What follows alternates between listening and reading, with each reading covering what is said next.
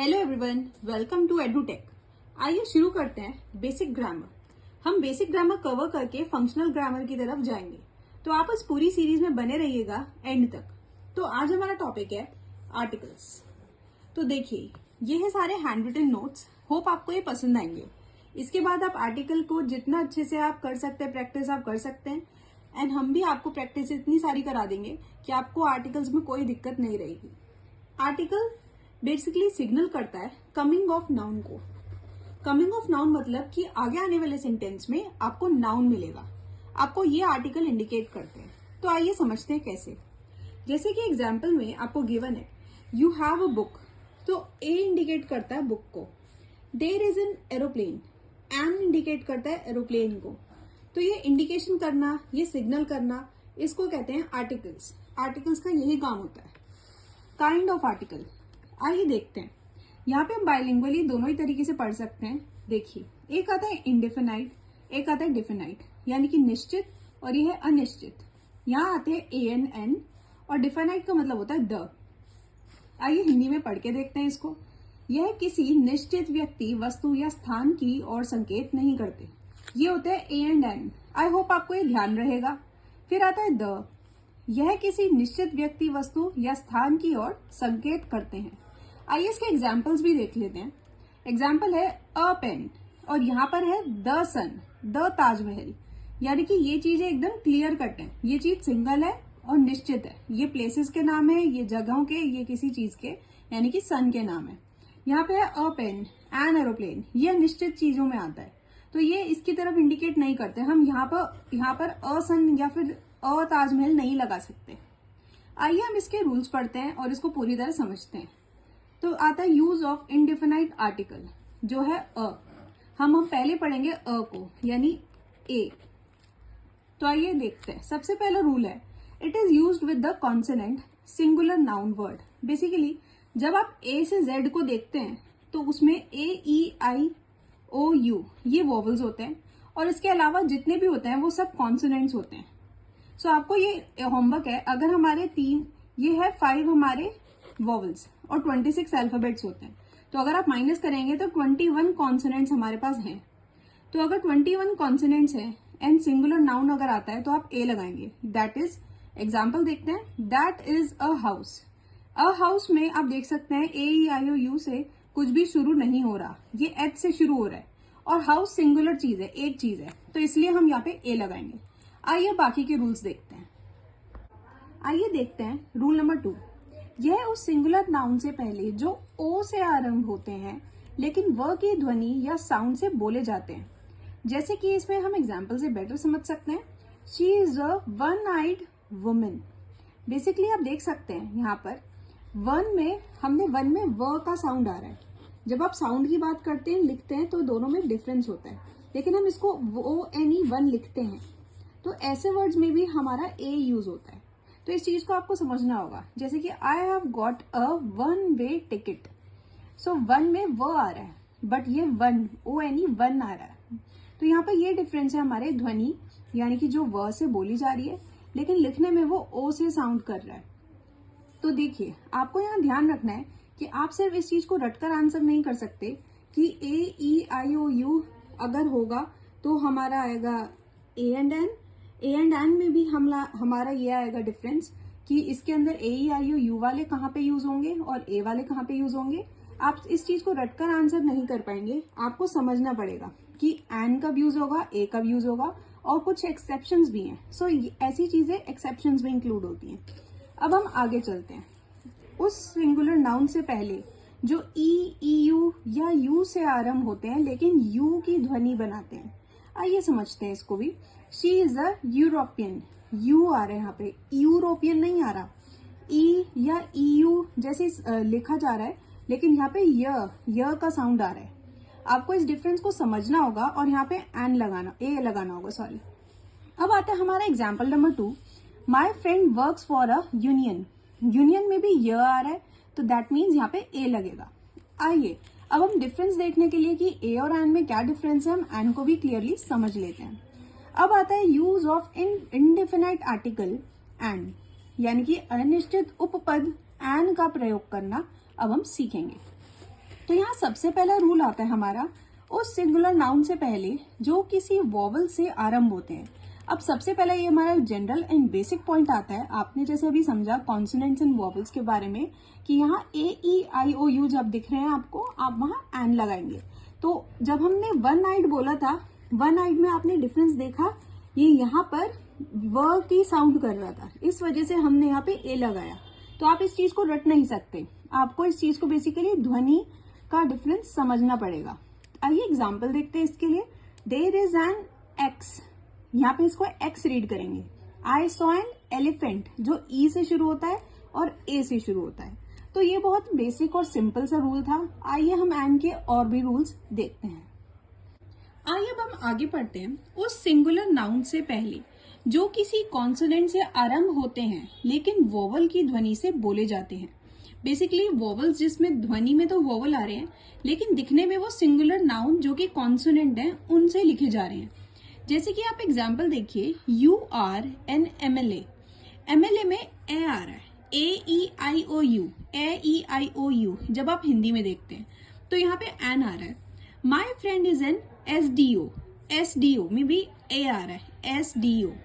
तो आप ये देखिए कि यहाँ पर जब हम ए और एन का डिफरेंस देख रहे हैं तो ज्यादा जरूरी है ध्वनियों का ध्यान रखना, ध्वनि यानी साउंड का ध्यान रखना, रादर देन रटना कि AEIOU के आगे एन लगेगा और ए के आगे बाकी जितने भी होंगे वो ए लगा देंगे हम। इस चीज को रटकर कभी मत चलिएगा क्योंकि आप आगे भी कंफ्यूज हो जाएंगे। ऐसे बहुत सारे एक्सेप्शंस होते हैं जो हम क्वेश्चंस में भी आपको दिखाएंगे कि किस तरह वो क्रिएट करते हैं आपके अंदर कंफ्यूजन कि आर्टिकल्स में आप अच्छा स्कोर क्यों नहीं कर पाते। उस सिंगुलर नाउन के पहले जो साइलेंट एच से आरंभ होता है, that means you are late by an hour, यानी एच जो है ये साइलेंट है। साइलेंट का मतलब होता है बेसिकली जब हम बोलते हैं और जब हम लिखते हैं दोनों में ही फर्क है। जब हम लिख रहे हैं तो आर आ रहा है जिसमें एच भी लिखा जा रहा है, लेकिन जब हम बोल रहे हैं तो an hour. My friend is an honest man, हम यहाँ पे एच को नहीं बोलते तो ये साइलेंट हुआ। आइए अब हम कंप्लीटली द को समझते हैं क्योंकि द एक अपने में ही अलग हो जाता है। अब तक तो हमने इंडेफिनाइट आर्टिकल्स के बारे में पढ़ा, ए और एन के बारे में। अब हम आएंगे आर्टिकल जो डेफिनाइट है जो है द, और जो बहुत जरूरी है। आइए चलते हैं। अब आते हैं हम डेफिनाइट आर्टिकल जो है द, इसके बारे में अब हम पढ़ते हैं। नदी, नहर, समुद्र या महासागर। देखिए द गंगा, द रेड सी, यानी कि जो चीज सिर्फ एक है, जो बहुत सारी नहीं मिलेंगी आपको। द गंगा, गंगा खाली एक ही है, गंगा जैसा कुछ नहीं है। द रेड सी खाली एक ही है, रेड सी बहुत सारे नहीं है। तो ऐसी चीजों के आगे द लगता है। धार्मिक समुदायों के पहले द आता है, जैसे द हिंदू, द सिख, ऐसी चीजों के पहले द आता है जब हम रिलीजन की बात करते हैं।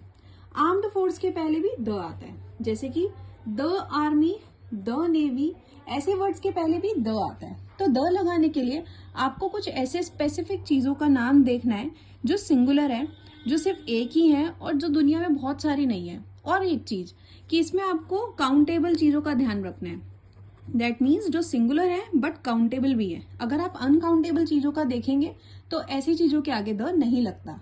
जब हम पढ़ेंगे कि कौन सी चीजों के आगे आर्टिकल्स नहीं लगते, उसमें भी आपको हम अच्छे से क्लियर कर देंगे कि द कहाँ लगता है और कहाँ नहीं। आइए आगे रूल्स पढ़ते हैं।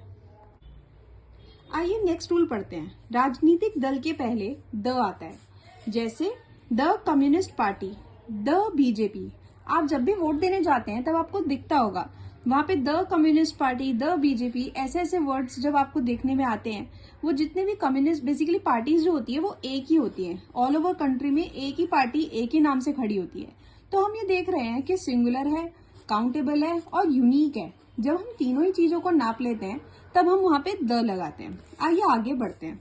धार्मिक ग्रंथों के पहले द आता है, जैसे द गीता, द वेदास। आगे बढ़ते हैं। जो वस्तु दुनिया में केवल एक ही है, that is the sun, the east, जितने भी the west, the north, the south, जितनी भी आपकी डायरेक्शंस आ जाती हैं वो इसी में आती हैं।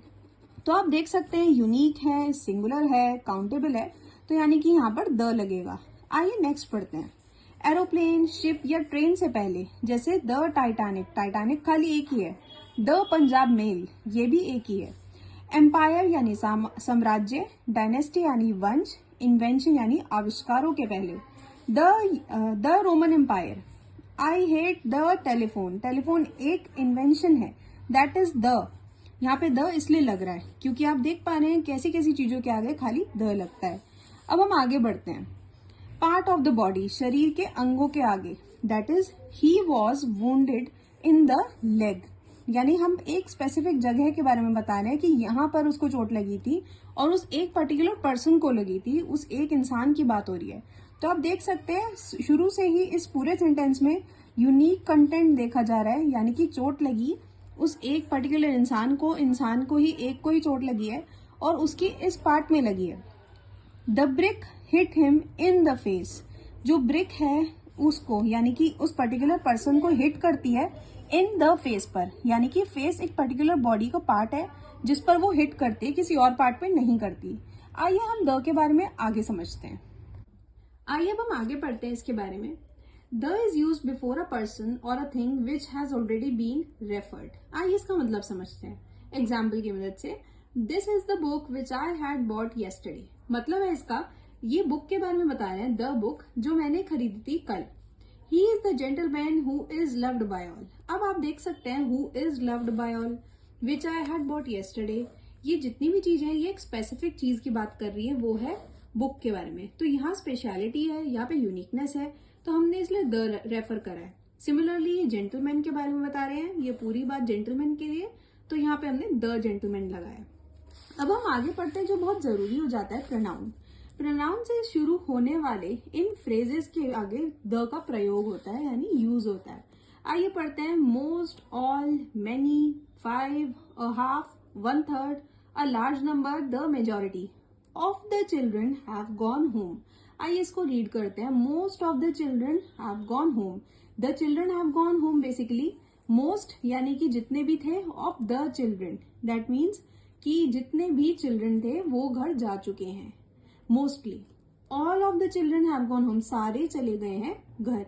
तो आप ये देख सकते हैं हैव गॉन होम चिल्ड्रन की बात कर रहे हैं कि ये जो चिल्ड्रन है, जो मोस्ट है या फिर ऑल है, बहुत सारे हैं, 5 हैं, 5 ऑफ द चिल्ड्रन है, अ हाफ है, 1/3 है, अ लार्ज नंबर है, मेजोरिटी है। बेसिकली ये जितनी भी है, आउट ऑफ ऑल दिस इतने चिल्ड्रन घर जा चुके हैं, इसका मतलब ये है। तो ये एक स्पेशलिटी यानी एक रेफरेंस दे रहा है एक पर्टिकुलर चीज के बारे में, वो है चिल्ड्रन, इसलिए हमने यहाँ पे द का यूज किया है। तो आप समझ सकते हैं कि अगर कोई चीज यूनिक है, अगर वो चीज काउंटेबल है और अगर वो चीज सिंगुलर है, तो हम ये देखते हैं कि जब ये तीनों ही चीजें सेटिस्फाई हो रही हैं तो हम उसके आगे द लगाते हैं। तो उम्मीद है आपको ये चीज समझ में आ गई होगी।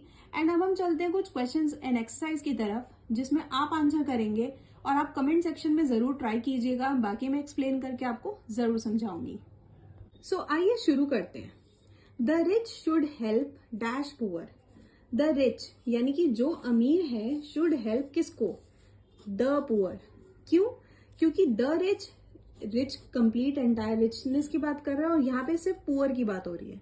तो रिच और जो पुअर है, दो ऐसी टर्म्स है जो बहुत यानी कि सारे एक काफी लॉन्ग मेजोरिटी को लेके कवर करती हैं। यानी कि कुछ लोग होते हैं जो बहुत रिच होते हैं, कुछ होते हैं जो पुअर होते हैं। तो ये एक यूनिकनेस की बता रहे हैं कि ये एक पर्टिकुलर वर्ड यूज हुआ है ताकि हम क्लियर कर सकें कि रिच को पुअर की हेल्प करनी चाहिए। अब आइए आगे पढ़ते हैं। Time of India is dash famous newspaper. Basically time of India नाम है न्यूज़पेपर का, तो वो फेमस न्यूज़पेपर है। Time of India is a famous newspaper, क्योंकि टाइम ऑफ इंडिया एक एंटायर न्यूज़पेपर का नाम है, तो यहाँ पे हम ए लगाएंगे। आइए हम क्वेश्चन नंबर 3 को समझते हैं। There is dash x. तो आप ये देख सकते हैं यहाँ पे ए गिवन है, तो ए का मतलब हुआ यहाँ लगेगा an, there is an x. Similarly अगला क्वेश्चन है आई सो डैश एलिफेंट, यहाँ पर ई है तो यहाँ पर भी लगेगा एन एलिफेंट। आइए अगला क्वेश्चन अटेम्प्ट करते हैं। The sun rises in dash east. The sun जो राइज करता है कहाँ पर, ये एक पर्टिकुलर फैक्ट के बारे में बता रहे हैं। The sun rises in the east, this is the correct answer, एकदम सही। आइए आगे चलते हैं, क्योंकि हमने पढ़ा भी था कि जो डायरेक्शंस के बारे में आता है वहां पे द लगता है। अब आइए आगे पढ़ते हैं। Time of India is dash famous newspaper. Basically time of India नाम है न्यूज़पेपर का, तो वो फेमस न्यूज़पेपर है। Time of India is a famous newspaper, क्योंकि टाइम ऑफ इंडिया एक एंटायर न्यूज़पेपर का नाम है, तो यहाँ पे हम ए लगाएंगे। आइए हम क्वेश्चन नंबर 3 को समझते हैं। देयर इज डैश एक्स, तो आप ये देख सकते हैं यहाँ पे ए गिवन है, तो ए का मतलब हुआ यहाँ लगेगा an, there is an x. Similarly अगला क्वेश्चन है आई सो डैश एलिफेंट, यहाँ पर ई है तो यहाँ पर भी लगेगा एन एलिफेंट। आइए अगला क्वेश्चन अटेम्प्ट करते हैं। The sun rises in dash east, the sun जो राइज करता है कहां पर, ये एक पर्टिकुलर फैक्ट के बारे में बता रहे हैं। The sun rises in the east, this is the correct answer, एकदम सही। आइए आगे चलते हैं, क्योंकि हमने पढ़ा भी था कि जो डायरेक्शंस के बारे में आता है वहां पे द लगता है। आइए हम अपना अगला क्वेश्चन देखते हैं। देयर इज डैश एरोप्लेन, सो यहाँ आएगा ए है इसलिए एन एरोप्लेन, और वे सिंगुलर भी है। I live in dash city, अब यहाँ पे देखिए ये एक सिटी है जिसके बारे में कह रहे हैं, और यहाँ पर एक सिंगुलर सिटी है यानी कि एक ही सिटी है, एंड सिटी कोई स्पेसिफिक नहीं होती। I live in a city, क्योंकि यहाँ पर वो पर्टिकुलर पर्सन सिटी में रहता है, ये कोई यूनिक बात नहीं है, ऐसे बहुत सारे लोग होंगे जो सिटीज में रहते हैं। You are wearing dash uniform, you are wearing, आप इसमें क्या लगाएंगे आप सोच सकते हैं। You are wearing a uniform, basically uniform जो है वो एक ही है, यूनिफॉर्म यूनिक नहीं है, सभी यूनिफॉर्म पहनते हैं। यूनिफॉर्म का मतलब है कि आप सभी एक जैसे दिखते हैं, दैट इज वाई बहुत सारे बच्चों को यूनिफॉर्म पहनाई जाती है। So you are wearing a uniform, that is the sentence. अब आता है नेक्स्ट, 1/3 ऑफ डैश चिल्ड्रन, जैसे कि मैंने आपको बताया 1/3 इज अ, ये जो 1/3 है इसका मतलब है एज अ वोल, इसके out of, that means of the children has gone, तो हम ये कहेंगे 1/3 ऑफ द चिल्ड्रन की बात हो रही है। हैज गॉन का मतलब है जो रेफर कर रहा है द चिल्ड्रन की तरफ, और द चिल्ड्रन निकाले गए हैं 1/3 में से, तो ये अपने में एक बहुत यूनिक बात है। पूरे सेंटेंस में हमने चिल्ड्रन की बात की है इसलिए यहाँ पे द लगेगा। अब आता है हमारा last sentence, Sonam will play dash violin, तो जैसे कि हमने देखा यहाँ पे वायलिन यानी कि किसी भी इंस्ट्रूमेंट के आगे भी द ही लगता है। Sonam will play the violin. So I hope कि आपको एकदम क्लियर हो गया होगा कि आर्टिकल क्या होता है, एंड आने वाले हमारे नेक्स्ट टॉपिक के लिए भी आप रेडी रहिएगा, वो है पार्ट्स ऑफ स्पीच, एंड हम उसके बारे में भी अच्छे से डिस्कस करेंगे, प्रैक्टिस करेंगे, और आप इसी तरह एडुटेक पर बने रहिए। लाइक शेयर एंड सब्सक्राइब जरूर कीजिएगा। Thank you.